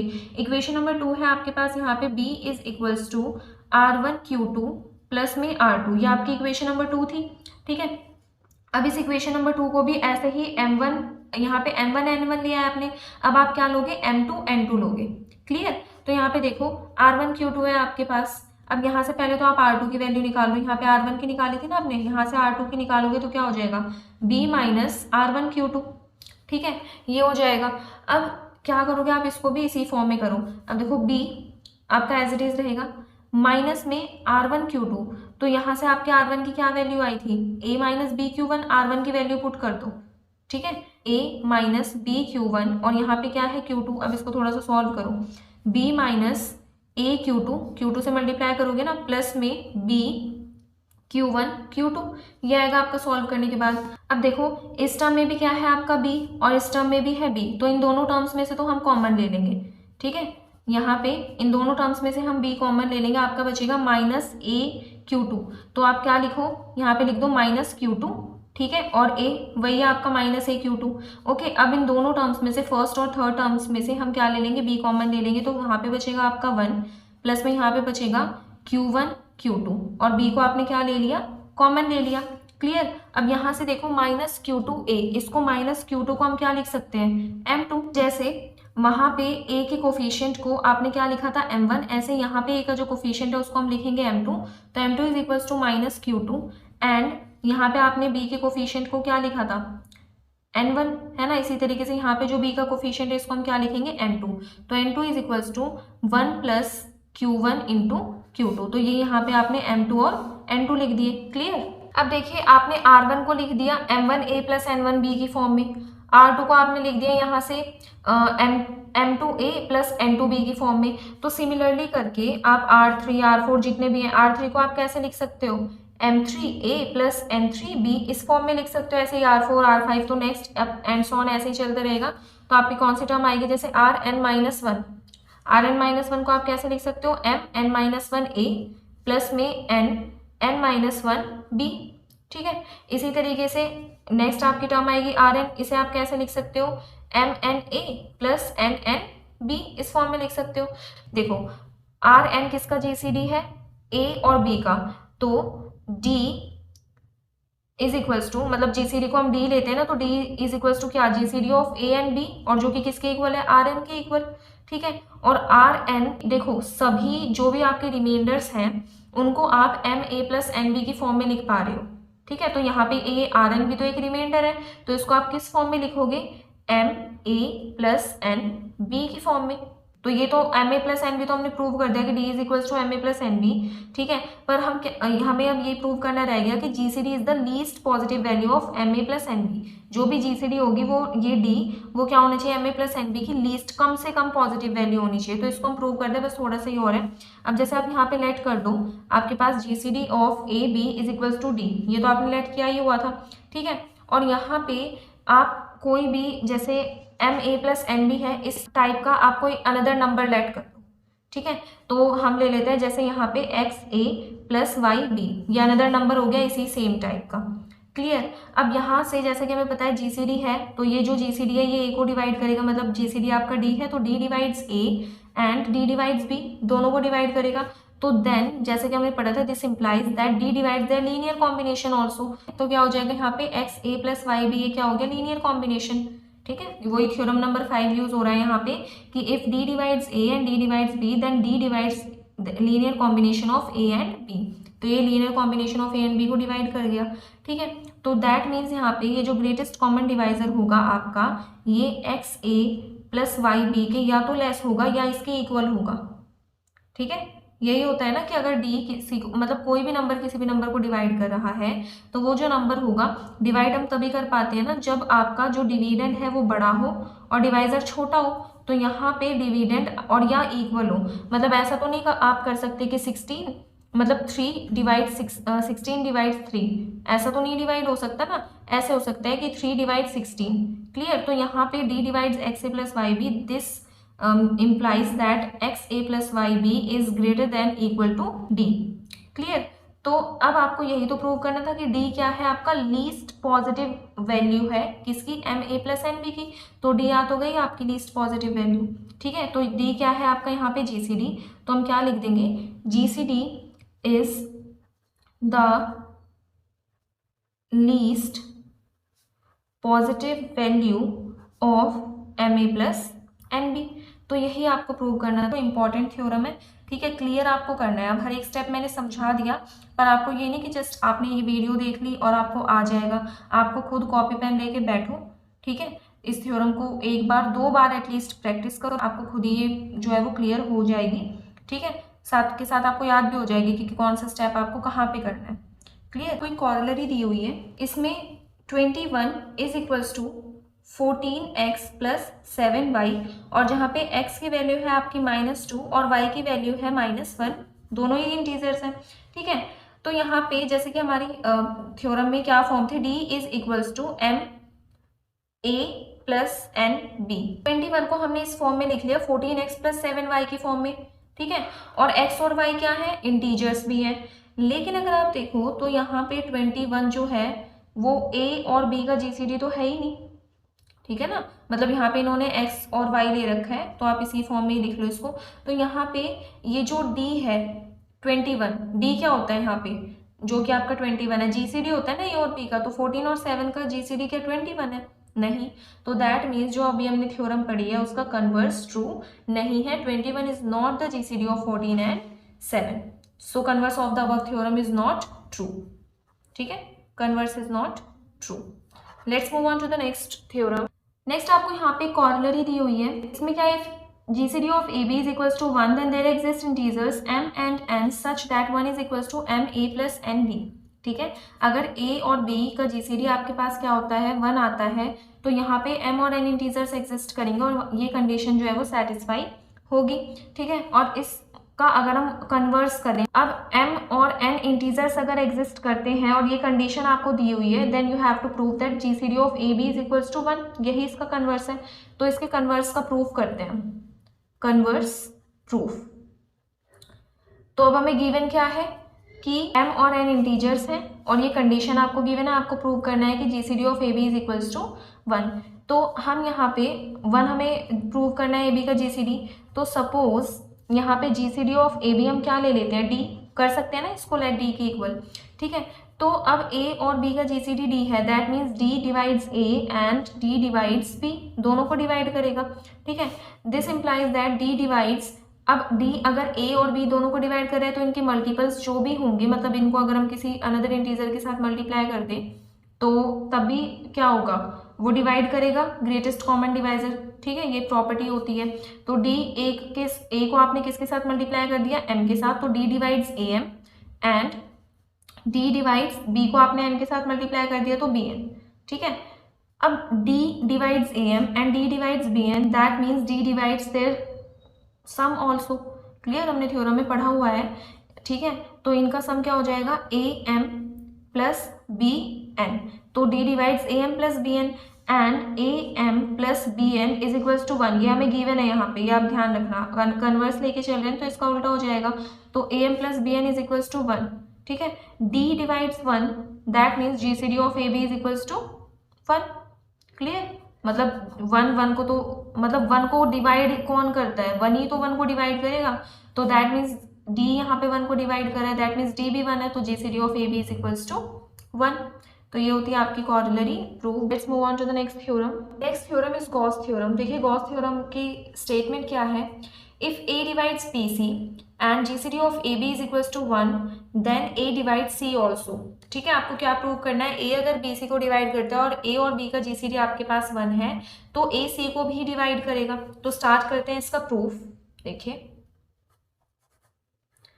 अब यहाँ पे सिंस हमें गिवन है कि GCD of A B is 1, जैसे कि अभी हमने कॉर्लरी में क्या पढ़ा कि अगर कोई भी दो आपके पास नंबर्स है और उनका जीसीडी 1 होता है तो हमारे पास कोई दो इंटीजर्स ऐसे एग्जिस्ट करते हैं, किस फॉर्म में, यहाँ पे आपके पास ए फर्स्ट इंटीजर मान लो आप x प्लस में बी वाई, यहाँ पे आपके पास x और y इंटीजर्स ऐसे एग्जिस्ट करेंगे जिनको हम ए बी के साथ मल्टीप्लाई करके अगर उसका सम करें तो वो किसके इक्वल आएगा, 1 के इक्वल। अभी हमने कॉर्लरी में पढ़ा, क्लियर। तो आप ये लिख सकते हैं यहाँ से। अब ये जो आपकी इक्वेशन है इसको आप ले लो इक्वेशन नंबर 1 और multiply equation number 1 both sides by C. यहाँ पे क्या हो जाएगा, A C x plus B C Y is equals to 1 को सी से करेंगे तो सी, क्लियर। अब यहाँ पे हमें क्या गिवन है, a डिवाइड्स बी सी, इसका तो हमने यूज कर लिया यहाँ पे, ये कंडीशन हमने बना ली। अब a डिवाइड्स बी सी, अब a बी सी डिवाइड करता है, that means by the definition of divisibility हम क्या लिख सकते हैं, a divides B C then B C can be written as integral multiple of a, ठीक है। तो a का इंटीग्रल मल्टीपल, वो इंटीजर आप क्या ले लो यहाँ पे d क्या है आपके पास यहाँ पे इंटीजर, ये डेफिनेशन ऑफ डिविजिबिलिटी से लिखा है हमने, ठीक है। सारी स्टेटमेंट्स लिखनी है आपको। Then by the definition of divisibility b c is equals to A d, कैसे लिखोगे, if A divides B C then by the definition of divisibility b c is equals to A d, clear. अब यहाँ पे इसको आप मान लो equation number 2 and this is equation number 3, ठीक है। अब आप यहाँ पे लिखोगे कि put the value of b c is equals to A D in equation number 2। Equation number 2 में आपको वैल्यू पुट करनी है, क्लियर। तो यहाँ पे आपके पास ए सी एक्स है वही रहेगा, बी सी वाई, अब बी सी की जगह तो आपको ए डी पुट करना है तो बी सी की जगह आप ए डी पुट कर दोगे, Y is equals to C, clear. अब यहाँ से आप दोनों टर्म्स में से ए कॉमन ले सकते हो, तो ए कॉमन लिया आपने, c x plus d y is equals to c. अब अगेन यहाँ पे डेफिनेशन ऑफ डिविजिबिलिटी की कंडीशन सेटिस्फाई हो रही है, c is equals to some integral multiple of a, ठीक है। एक्स और वाई आपकी क्या है, इंटीजर्स ही है ना यहाँ पे, तो ये इंटीजर हो गया कंप्लीट टर्म जो है। तो c is equals to some integral multiple of a, that means a divide c by the definition of divisibility लिखेंगे यहाँ पे, then by the definition of क्या यूज हुआ है यहाँ पे, definition of divisibility a divide c, और यही तो आपको प्रूव करना था गॉस थ्योरम में, ठीक है। तो बहुत ही ज़्यादा इजी है और इम्पॉर्टेंट भी है। अब यहाँ पे ए और बी का जीसीडी 1 है तो हम ए और बी को दोनों ही जो आपके यहाँ पे नंबर्स हैं या तो उन्हें हम कहेंगे को प्राइम या फिर हम कहेंगे रिलेटिवली प्राइम, ठीक है। ए और बी को क्या कहेंगे, को प्राइम या फिर रिलेटिवली प्राइम, ठीक है। अभी तो आपने यहाँ पे लिया ए बी का जीसीडी, ओके। अब आप ऐसे ले सकते हो, if A divides B C and GCD of A and C is equals to 1, अगर इस तरीके से है, ठीक है, तो सेम वे में आप क्या प्रूव कर सकते हो कि A divides B, A B को भी क्या करेगा, डिवाइड करेगा, ठीक है। तो let's move on to the next theorem. Theorem number 4 क्या कहता है, if GCD of A B is equals to 1, A B का जीसीडी 1 है एंड सी डिवाइड्स ए, सी जो है वो ए को डिवाइड करता है, देन आपको प्रूव करना है कि GCD of C B is equals to 1, ठीक है। तो हम यहाँ पे इन दोनों कंडीशन जो भी आपके पास गिवन है उसका यूज करके हम प्रूव करेंगे कि GCD of C and B is 1। तो जैसे सिंस आपको गिवन है GCD of A B is equals to 1, तो सेम जो हमने कॉर्डिनरी पढ़ी थी उसी का ही यूज करेंगे। यहाँ पे आपके पास दो इंटीजर्स, चाहे आप एक्स वाई ले लो या एम एन ले लो, कुछ भी ले लो, ऐसे एग्जिस्ट करेंगे जो कि किस एक कंडीशन को सेटिस्फाई करेंगे। यहाँ पे हम वो दो इंटीजर्स को ले लेते हैं, let's say M and N, ये दो इंटीजर्स हो गए। तो ए एम प्लस में बी एन, इनका सम किसके इक्वल आएगा, 1 के इक्वल, ये हमने कॉर्डिनरी में पढ़ा था।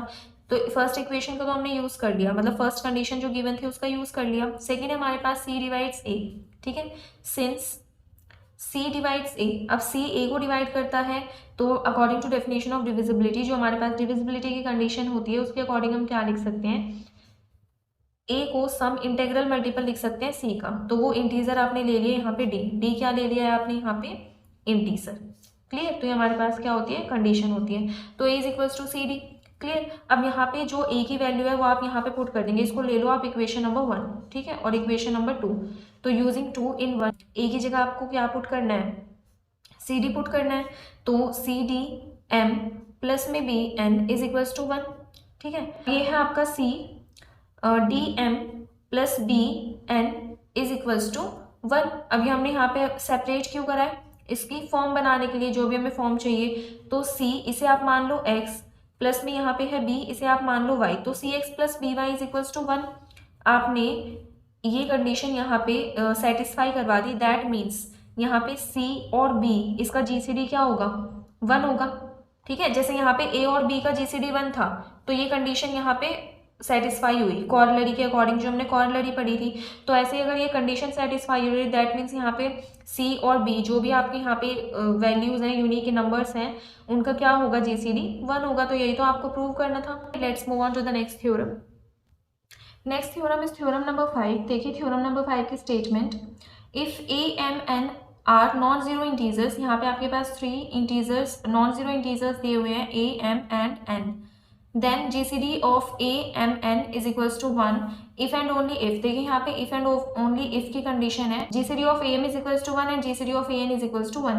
if and only if की कंडीशन में क्या होता है, हमें थ्योरम तो प्रूव करनी होती है, साथ में उसका कन्वर्स भी प्रूव करना होता है। तो सबसे पहले थ्योरम को प्रूव करते हैं। तो यहाँ पे आपको प्रूव करना है कि GCD of A M N is equals to 1। तो यहाँ पे हम लेट करके चलते हैं, मान के चलते हैं कि A M N का GCD क्या है आपके पास, 1 है। GCD 1 है तो यहाँ पे कोई भी 2 इंटीजर्स ऐसे एग्जिस्ट करेंगे जिन्हें हम किस फॉर्म में लिख सकते हैं। देखिए a के साथ x प्लस एम एन के साथ y। ठीक है, a dot x plus M N dot Y is equals to 1, corollary में पढ़ा था। देखिए कॉर्डरी इतनी इंपॉर्टेंट है 3 थ्योरम्स में, ये थर्ड थ्योरम है जिसमें हम वो कॉर्डरी यूज करें, तो ध्यान से आप उसको करना। ठीक है, तो हम कॉर्डरी के अकॉर्डिंग ये लिख सकते हैं, ये कंडीशन आप हमारे पास एग्जिस्ट करती है जहाँ पे आपके पास x और y क्या है, इंटीजर्स हैं। क्लियर। अब देखो ये कंडीशन आपकी कब एग्जिस्ट करती है, अब इसको हम कैसे लिख सकते हैं, a dot x plus M dot N Y is equals to 1। ठीक है, तो यहाँ पे इंटीजर्स आपके एग्जिस्ट कर रहे हैं x एम एन। ठीक है, तो अब यहाँ से हम लिख सकते हैं a dot x plus M dot N Y is equals to 1। अब ये हमने ये इस फॉर्म में कैसे लिखा, क्योंकि यहाँ पे आपके इंटीजर्स एग्जिस्ट कर रहे हैं x और एन वाई, क्योंकि हमें प्रूव क्या करना है, GCD of M is equals to 1। That means हमें पता है यहाँ पे जो भी आपके इंटीजर्स नंबर जो भी होते हैं उनका ही जीसीडी 1 होता है, तो हमें एम एन तो लेना नहीं है, यहाँ पे हमें सिर्फ एम चाहिए, तो एन को आपने वाई के साथ पेयर अप कर दिया। इस तरीके से आप बिल्कुल ईजिली याद रख सकते हो कि हमें क्या करना है। तो यहाँ पे आपके पास एक्स और एन वाई ये 2 इंटीजर एग्जिस्ट कर गए। ठीक है, तो ए और एम इस फॉर्म में हम उन्हीं को ही लिख सकते हैं ना जिनका जीसीडी 1 हो। तो दैट मीन्स यहाँ पे this implies that GCD of a m is equals to 1। ठीक है, और आपको क्या प्रूव करना है, GCD of a n is equals to 1। ये देखिए यहाँ तक तो सेम होगा। ठीक है, अब a dot x plus n dot m को वाई के साथ पेयर अप कर देंगे इज इक्वल्स टू 1। ठीक है, अब वही कॉर्लरी का यहाँ पे अगर हम यूज करें तो एक्स और एम वाई आपके पास इंटीजर्स एग्जिस्ट कर गए। ठीक है, और सच दैट किस तरीके से, यहाँ पे आपके पास a और n, this implies that GCD of a n is equals to 1। तो यही तो हमें प्रूव करनी है। फर्स्ट में मतलब जो हम ये प्रूव कर रहे हैं थ्योरम में, इसमें हम ये लेके चलिए। ठीक है, a M n is equals to 1 और ये हमने प्रूव करा है। अब जो हम कन्वर्स करेंगे उसमें हम ये लेट करके चलेंगे ये 2 कंडीशंस और प्रूव करेंगे कि GCD of a M n is equals to 1। ठीक है, तो करते हैं इसका कन्वर्स पार्ट। कन्वर्स पार्ट में जैसे मैंने आपको बताया था हम क्या लेट करके चलेंगे, यहाँ पे जो हमें प्रूव करना था, ये क्या प्रूव किया था हमने, GCD of a m is equals to 1। ठीक है, और क्या प्रूव किया था, GCD of a n is equals to 1, यही प्रूव किया था ना। तो जो हमने प्रूव किया था उसे हम लेट करके चलेंगे और जो हमने लेट किया था उसे हम यहाँ पे कन्वर्स पार्ट पे प्रूव करेंगे। क्लियर। तो यहाँ पे जैसे कि since GCD of a m is equals to 1, तो हम क्या लिख सकते हैं, यहाँ पे कोई भी 2 इंटीजर्स आपके एग्जिस्ट करेंगे जिन्हें हम किस फॉर्म में लिख सकते हैं, देखिए a और m ये तो रहेगा ही आपका। अब वो जो 2 इंटीजर्स हैं उनको आप कुछ भी मान लो, एक्स वाई मान लो या कुछ भी आप मान सकते हो, तो हमने वो ले लिया यहाँ पे पी क्यू। ठीक है, तो a को हम मल्टीप्लाई करेंगे p के साथ प्लस m को मल्टीप्लाई करेंगे q के साथ, तो इनका सम कितना आएगा 1। ठीक है, ये हम काफी टाइम यूज कर चुके हैं, इसको दे दो आप इक्वेशन नंबर 1। ठीक है, तो ये हमने यूज कर ली। अब जीसीडी ऑफ ए एन किसके इक्वल है, 1 के इक्वल है, since GCD of a n is equals to 1, तो यहाँ पे भी सेम यही कंडीशन अप्लाई कर दो, तो a और n तो रहेगा ही आपका। अब आपने यहाँ पे यूज कर लिया पी क्यू, तो अब हम ले लेते हैं आर एस, जो वो इंटीजर्स होंगे वो होंगे दोनों, एक r और एक s। तो r को यहाँ पे मल्टीप्लाई करो प्लस n डॉट s, ये किसके इक्वल आएगा, 1 के इक्वल। ठीक है, अब यहाँ पे आप थोड़ा सा इसको सॉल्व करेंगे, देखिए a डॉट आर आपका एज इट इज रहेगा, प्लस यहाँ पे हम ऐसे लिख सकते हैं n डॉट s डॉट 1, क्योंकि 1 से मल्टीप्लाई करने पे तो कोई इफेक्ट नहीं होगा। ठीक है, अब यहाँ पे देखो a r प्लस में n s, अब ये जो 1 है इसमें हम यूज करेंगे इक्वेशन नंबर 1। 1 के प्लेस पे हम क्या लिख सकते हैं, ए पी एम क्यू लिख सकते हैं, a p plus m q. तो ये जो 1 है इसके प्लेस पे आप क्या लिख लो, a p plus m q is equals to 1। अब यहाँ पे क्या करेंगे, इनको मल्टीप्लाई कर लेंगे। ठीक है, तो यहाँ पे जैसे है आपका क्या ए आर प्लस में इन्हें मल्टीप्लाई करो आपस में, तो क्या हो जाएगा n s a p plus में यहाँ पे आप मल्टीप्लाई करोगे तो क्या हो जाएगा n s m q is equals to 1। ठीक है, इसमें से और इसमें से देखो तो दोनों में से आपका ए कॉमन आ रहा है, तो ए कॉमन ले लो, ए कॉमन लोगे तो क्या बचेगा r plus n s p plus में यहाँ पे आप इसको इस फॉर्म में लिख लो m n s q is equals to 1। और ये हम इसीलिए लिख रहे हैं ताकि जो हमें प्रूव करना है GCD of a M n is equals to 1 वो हम प्रूव कर सकें। ठीक है, तो अब आपको प्रूव करना है यहाँ पे देखो ए एम एन का जीसीडी 1 के इक्वल, इसीलिए हमने ए को लिख लिया। ठीक है, और एम एन को लिख लिया, इन्हें पेयर कर दो। अब यहाँ पे इसको आप किसके इक्वल ले सकते हो, किसी भी अनदर इंटीजर के इक्वल ले लो, एंड इसको भी सेम। तो यहाँ पे लेट से आपने इसको ले लिया यहाँ पे m1 के इक्वल प्लस mn आपका एज इट इज रहेगा, इसको ले लिया आपने किसके इक्वल n1 के इक्वल इज इक्वल्स टू 1। ठीक है, अब यहाँ पे वही कॉर्लरी वाली कंडीशन अगर अप्लाई करो तो GCD of a M n is equals to 1 यही होगा ना, GCD of a M n is equals to 1, क्योंकि यहाँ पे दो इंटीजर्स आपके एग्जिस्ट कर रहे हैं m1 और n1 जिसको हम इस फॉर्म में लिख सकते हैं। ठीक है, तो this proves that GCD of a M n is equals to 1। तो यही तो हमें प्रूव करना था कन्वर्स पार्ट में। ठीक है, तो ये थ्योरम आपको बहुत ईजी है, बट अगेन आपको प्रैक्टिस करनी पड़ेगी। Let's move on to next theorem. Next theorem is theorem number 6। देखिए थ्योरम नंबर 6 में आपको क्या स्टेटमेंट दी हुई है, if A divide C and B divide C, A और बी दोनों ही सी को डिवाइड करते हैं and GCD of A B is equals to 1, then you have to prove that A B divides सी। तो स्टार्ट करते हैं, जो भी आपको कंडीशंस गिवन है उन्हीं का यूज करके हम इसको प्रूव करेंगे। देखिए तो यहाँ पे आपको दिया हुआ है सिंस ए डिवाइड सी, ए सी को डिवाइड करता है तो डिविजिबिलिटी की कंडीशन के अकॉर्डिंग हम सी को लिख सकते हैं इंटीग्रल मल्टीपल ऑफ ए, और वो जो इंटीजर आपने लेना है वो आपने ले लिया यहाँ पे डी, डी क्या है आपका यहाँ पे इंटीजर है। ठीक है, सेम इसी तरीके से सिंस बी डिवाइड सी, ये भी आपको गिवन है। ठीक है, बी डिवाइड सी, तो हम सी को लिख सकते हैं सम इंटीग्रल मल्टीपल ऑफ बी, और वो इंटीजर आपने क्या ले लिया यहाँ पे एफ। ठीक है, ये हम बुक के ही अकॉर्डिंग ले रहे हैं, बट आप ऐसे कुछ भी ले सकते हैं, कोई उससे फर्क नहीं पड़ेगा। तो एफ क्या है आपका यहाँ पे इंटीजर। ठीक है, नेक्स्ट कंडीशन आपको दी हुई है GCD of A B is equals to 1। अब इसको यूज करेंगे since it is given that GCD of A B is equals to 1। तो जो हमने कॉर्लरी में कंडीशन पढ़ी थी हम कैसे लिख सकते हैं, यहाँ पे आपके दो इंटीजर्स एग्जिस्ट करेंगे जो कि किस कंडीशन को सेटिस्फाई करेंगे, यहाँ पे ए बी तो होता ही है आपका, अब वो दो इंटीजर्स आप ले लो एम एन, तो यहाँ पे a multiply by m plus b multiply by n is equals to 1। तो ये आपकी यहाँ से तीन कंडीशन आ चुकी है, इसे आप ले लो first, this one is second and this one is third. तीनों इक्वेशंस आपने लेट कर ली। प्रूव आपको करना है कि a b divide c. Clear, तो हम क्या करते हैं यहाँ पे जो इक्वेशन नंबर 3 है, मतलब प्रूव करने के लिए कि a b divide c, equation number 3 को हम दोनों ही साइड सी से मल्टीप्लाई कर देते हैं। तो देखो क्या हो जाएगा, C multiply A M plus C multiply B N is equals to 1 को सी से मल्टीप्लाई करेंगे सी आएगा।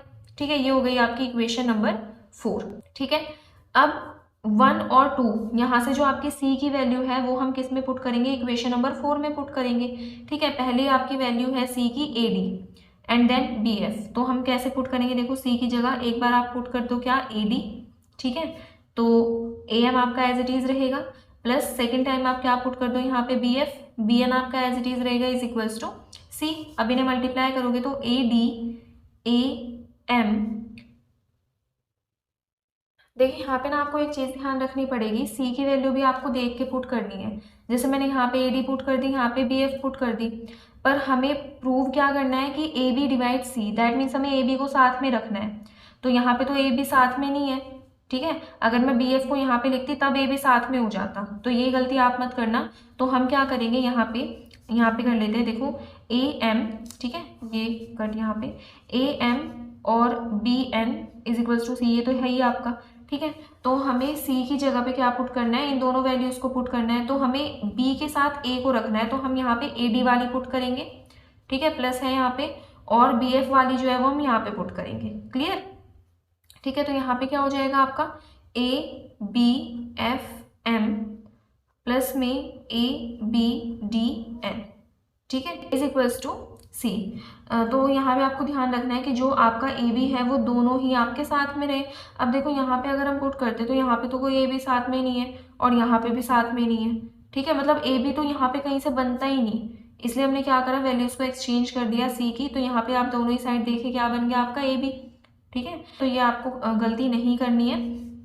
तो अब यहाँ से हम ए बी कॉमन ले सकते हैं, ए बी कॉमन लेंगे तो क्या बचेगा आपका, f m plus d n is equals to c. अब यहाँ पे इस कंडीशन को देखो, आपने सी को सम इंटेग्रल मल्टीपल लिख दिया ए बी का। This implies that by the definition of divisibility a B divides c, ठीक है। यहाँ पे लिखेंगे आप then by the definition of, किसकी definition, divisibility, a B divides सी। तो यही तो आपको प्रूव करना था। Okay, let's move on to the next theorem.